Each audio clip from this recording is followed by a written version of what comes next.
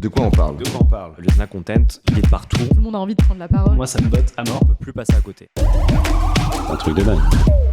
Bonjour à tous, bienvenue dans le podcast De quoi on parle. Aujourd'hui, on va parler musique et plus particulièrement des clips musicaux dans ce nouveau format C'est quoi la ref ? Je suis accompagné de Thibaut. Hello Yvan. Le concept est simple, je vais lui proposer un clip dont on ne sait pas parler du tout.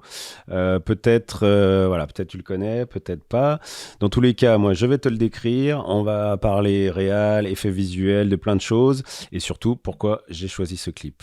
Et toi, après, tu fais la même chose avec moi. T'es prêt ? Et ben ouais, je suis prêt. Alors, j'espère surtout que mon clip, il va te plaire autant qu'il m'a plu, parce que c'était une vraie claque pour moi. Donc pour cet épisode un peu spécial, j'ai choisi un clip de Jamiroquai. La chanson, c'est Virtual Insanity. Ok, j'ai pas la musique. Ok. Donc, il va falloir que tu me décrives ça. Alors le clip. Le mec, c'est un danseur déjà. C'est un super danseur. En gros, il est dans une pièce un peu futuriste. Très sobre. Et il commence à faire ses pas de danse. Il y a un petit effet bizarre de se dire, il danse, mais en fait, en même temps qu'il danse, on sent que le sol bouge.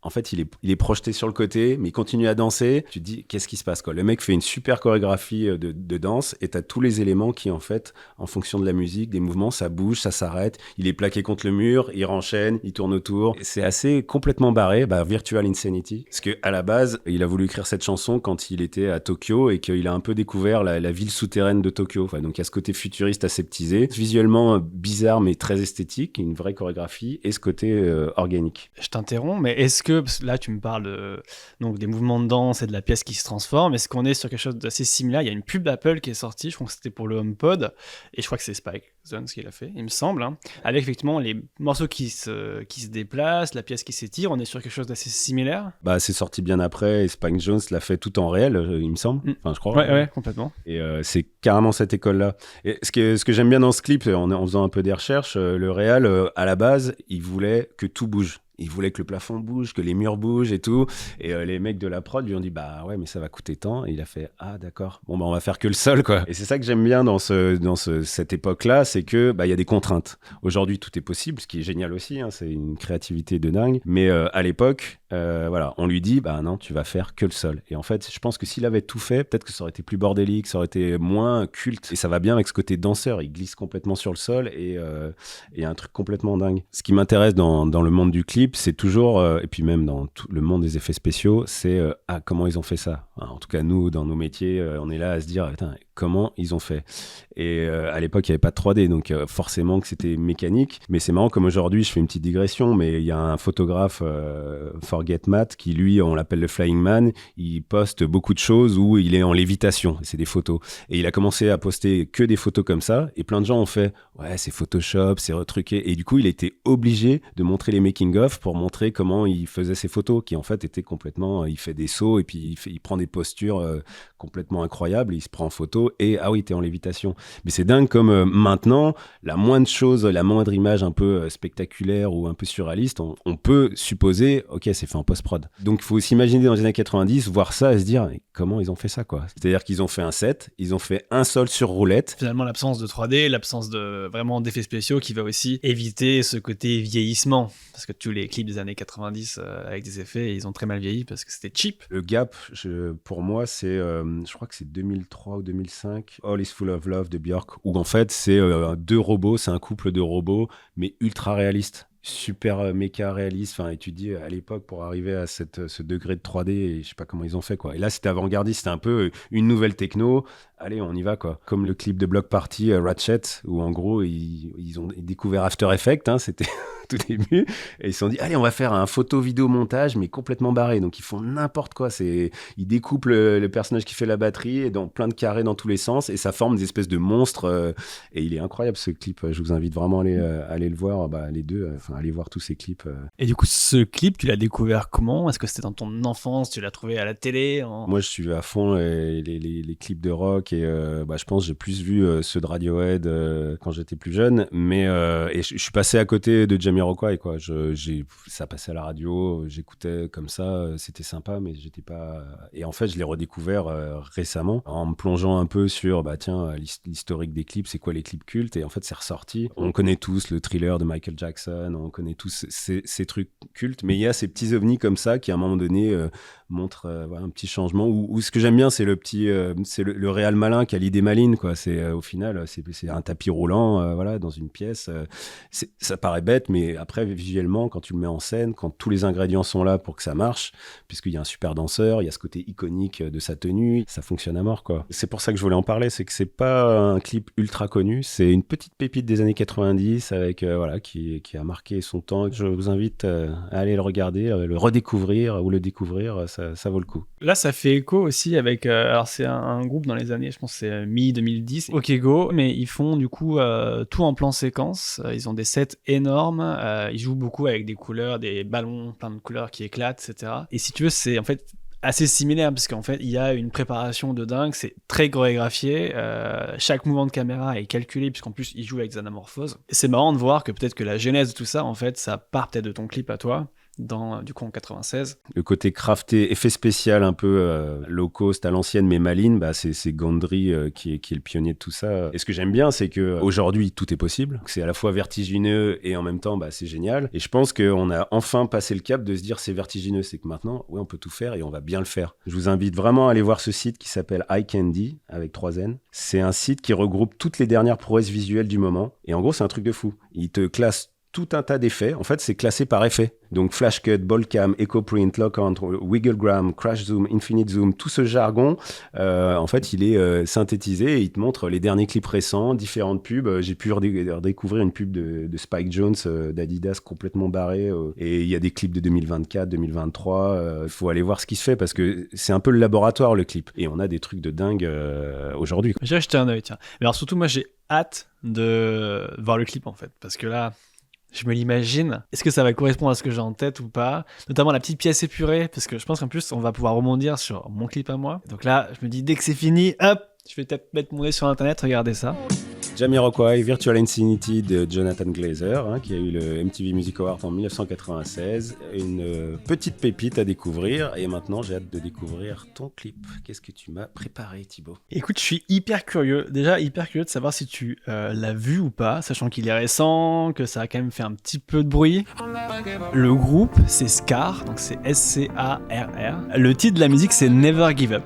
À la réal, c'est Jacques-Antoine Charlot. Donc, il a réalisé un clip pour Mika, le clip de Lollipop. Il a bossé pour des pubs McDo. Sur la série Netflix sur Big Flo et Oli, il a réalisé les chapitres animés. Donc on est quand même sur quelqu'un d'assez costaud. Il y a un chorégraphe aussi dans le lot qui s'appelle Nicolas Huchard, qui lui a déjà bossé pour Madonna, notamment Christine and the Queen. Je rebondis là-dessus, on oublie de se dire que dans les clips, le chorégraphe a une part ultra importante. Johan Bourgeois qui a été appelé pour faire plusieurs clips là, de Coldplay ou même de Harry Styles, et c'est hallucinant comme ça amène un truc en plus, quoi.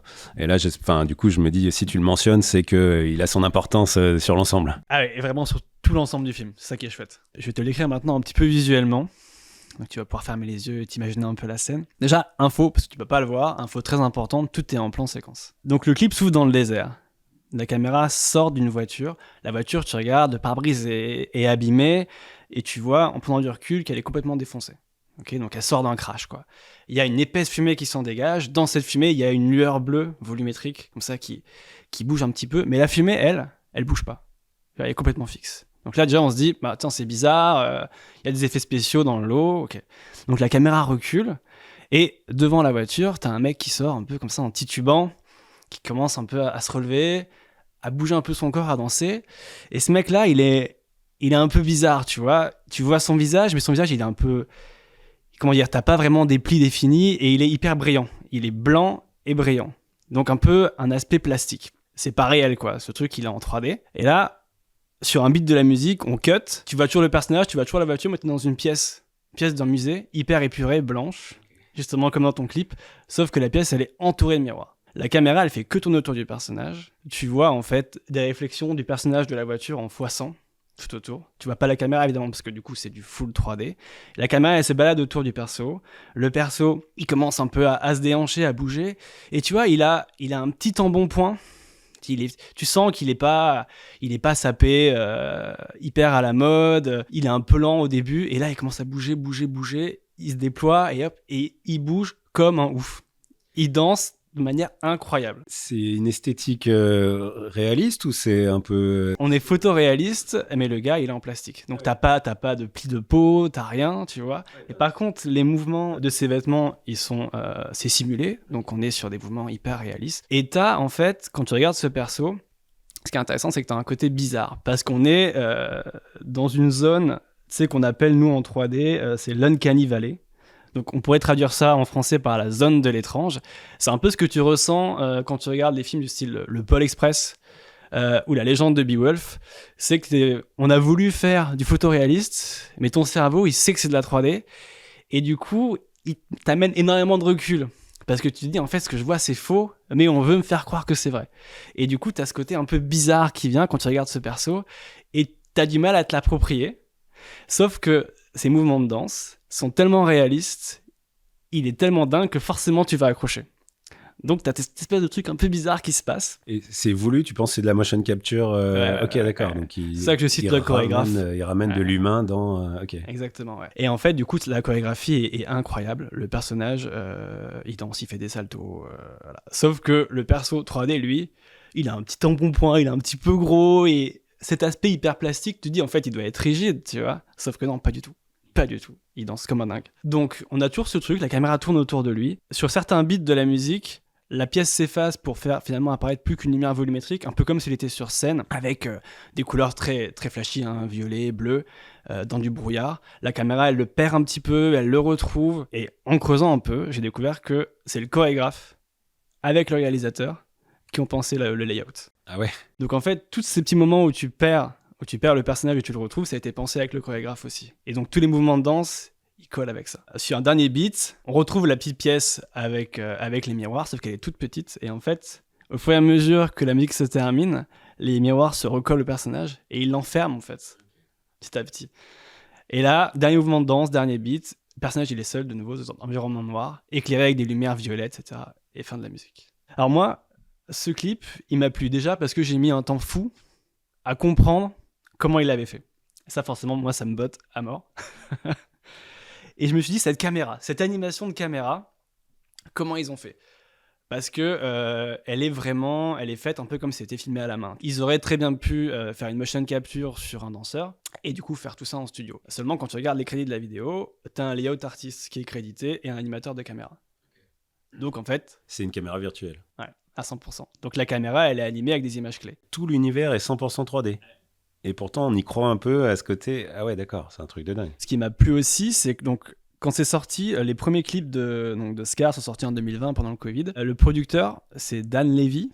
En fait, donc il appartient au binôme The Do, avant que le The Do s'arrête. Et du coup, dans l'histoire un peu officielle, c'était voilà, j'ai reçu des maquettes de ce gars-là, c'est incroyable, donc voilà, il veut rester caché.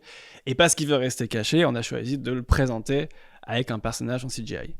Voilà. En 2021, du coup, l'artiste fait beaucoup de bruit. Les interdictions suite au Covid commencent un petit peu à s'arrêter. Donc, reprise des concerts. Donc là, le masque tombe. Et après, en fait, finalement, t'apprends que c'est Dan Levy qui est aux commandes, qui fait partie du groupe, avec le chanteur. Donc, lui, par contre, on ne connaît pas. Et donc, il s'est servi, finalement, pour se renouveler de cet avatar en CGI, qui lui a permis, en fait, de passer d'une musique assez pop avec The Do à quelque chose d'un peu plus électro, avec Scar. Et donc, il s'est servi de ça aussi pour se recréer, se renouveler. Et il est allé aussi, comme il le dit dans les interviews, là où le personnage l'a amené, tu vois, ce personnage tout plastique. Du coup, ça devient un vrai personnage qui incarne le groupe, ou c'était juste pour ce clip et ils vont le laisser de côté après ? Normalement, il incarne le groupe, là, pour Ok. l'instant, en tout cas. La séquence des miroirs, ouais, ça me faisait penser qu'en réel, c'est super dur à faire. Après, en 3D, t'as plus de liberté, mais c'est toujours impressionnant. T'as cette liberté-là, en fait, de pouvoir tourner comme tu veux, tourner un personnage dans une pièce avec que des miroirs, parce que finalement, t'as pas de caméra réelle. Par contre, c'est quand même... Enfin, toi, tu connais bien ces effets spéciaux-là en 3D. Et ça veut dire qu'il faut jouer avec les réflexions aussi, quoi. Il y a quand même...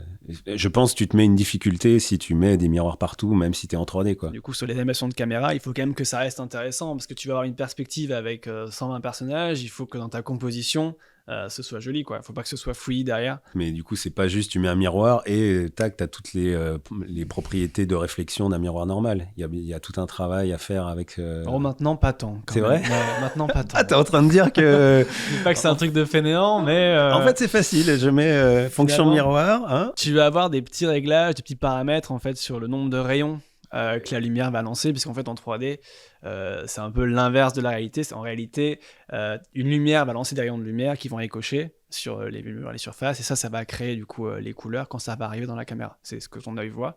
Là, en 3D, c'est inversé, c'est la caméra qui va lancer les rayons pour en avoir le moins possible à calculer.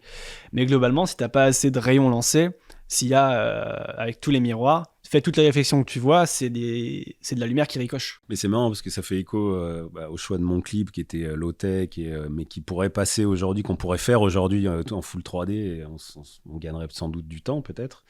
Mais parce que là, ça me fait penser au dernier clip de Dua Lipa, où en fait tout le côté performance vient du fait qu'elle a filmé une chorégraphie avec 20 danseurs, donc en soi c'est simple, mais dans une salle toute entourée de miroirs.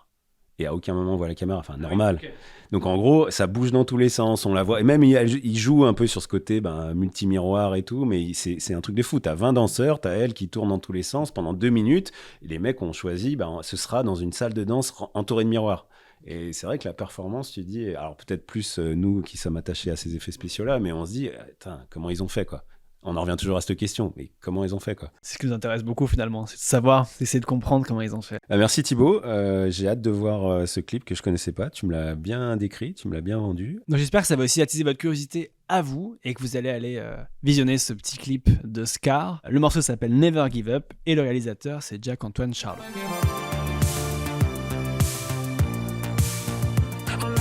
Effectivement, on a choisi sans se concerter 2 clips qui au final sont un peu similaires, en tout cas remplissent le même objectif, de nous bluffer visuellement. Alors ce qui est intéressant, parce que tu as parlé de Gondry, tu as parlé de Spike Jonze, c'est que c'est aussi des réals de pub.